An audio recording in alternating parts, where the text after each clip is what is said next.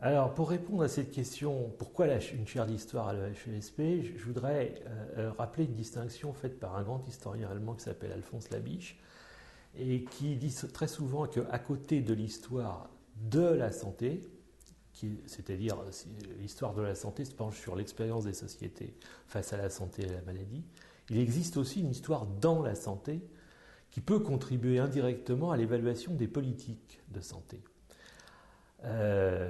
Cette dimension historique de l'analyse des politiques de santé me semble absolument indispensable, et par évaluation des politiques de santé, il ne faut pas simplement entendre l'évaluation des programmes, il faut aussi, je crois, et surtout entendre un examen approfondi de la gouvernance en santé publique dans toutes ses dimensions, c'est-à-dire dans ses dimensions locales, nationales et internationales.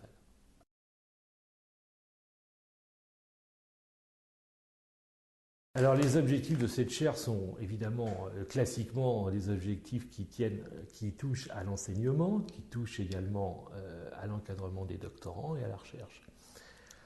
Pour ce qui est de l'enseignement, la chaire d'histoire de la santé a pour vocation de participer aux enseignements délivrés par l'école, et notamment au Master of Public Health, et également à la semaine sociale des fondamentaux, organisée pour les filières d'établissement et les filières État, je crois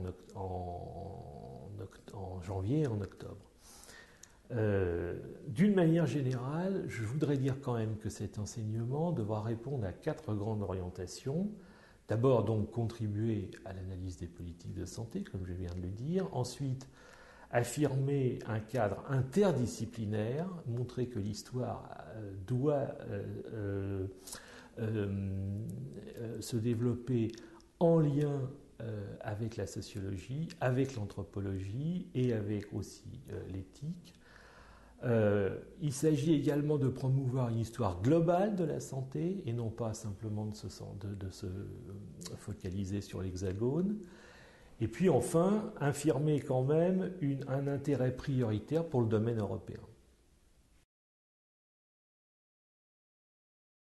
Les partenariats concernent, je crois, surtout l'encadrement des doctorants, et parce que l'encadrement des doctorants aujourd'hui ne peut plus se concevoir en dehors du contexte international. La chaire a donc pour progrès de tisser des liens privilégiés avec un certain nombre de sites. J'en cite quelques-uns, mais la liste n'est pas limitative. La London School of Hygiene and Tropical Medicine à Londres, le Centre d'histoire de la médecine et de la santé à Brooks, à Oxford, le département d'histoire de la médecine à Grenade et l'Université de Toronto, qui sont des sites avec lesquels j'entretiens déjà des liens depuis longtemps. Bien entendu, à terme, on peut aussi penser que des liens plus formels pourraient être établis sous la forme de partenariats, à l'instar des partenariats déjà mis en place par le HESP avec la Columbia University ou avec la London School of Economics.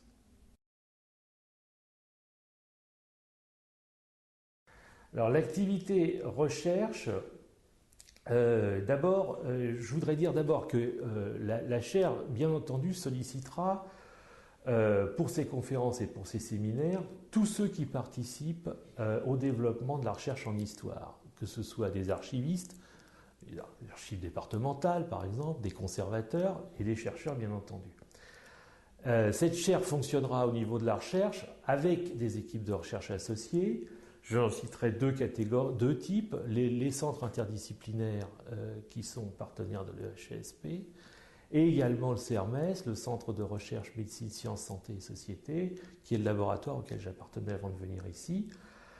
Comme je l'ai dit, cette liste n'est pas limitative et les associations devront évidemment s'établir de manière tout à fait pragmatique en fonction des opérations et des objets de recherche. Bon, évidemment, c'est un programme qui peut paraître assez ambitieux, qui est ambitieux.